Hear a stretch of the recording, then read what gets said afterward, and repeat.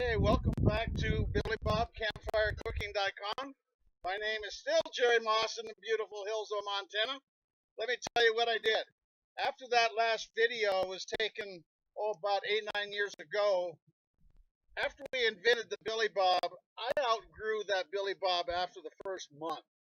I had friends and family and a lot of people over at hunting camp and fishing camp, and I knew that I had to do something bigger. Well, I have come up, to keep it short, I have come up with what we call the Big Daddy. And man, is it ever that. The Billy Bob is something more portable. You can put it in your back of your pickup, maybe under the cubby hole of your RV. But the Big Daddy is something that you're going to want in your more permanent, much larger backyard fireplace pit.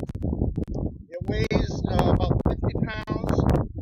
It's got the same pieces other than everything is bigger. The ground stick, the hook arms, and the best part is that you get two 14 by 16 grills. In the tutorial for the Billy Bob and the Big Daddy, you can read about all the specs, but the Big Daddy is just that. The invention is identical to the Billy Bob. Everything goes 360, everything goes up and down. You can really stack it up.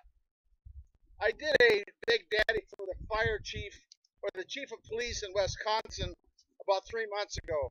And you know those politicians, the mayor came up with 37 T-bone steaks.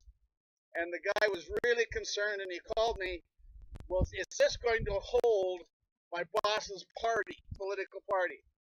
Well, he called me the next day and he was ecstatic. He just loved it. But again, the Big Daddy is something more permanent in your backyard. It's best for the ground stick to dig a fence post type hole, fill it with concrete, and make it more permanent.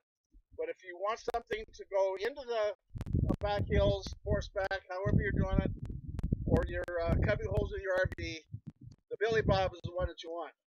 But don't forget, you now own a Big Daddy and a Billy Bob. Thank you.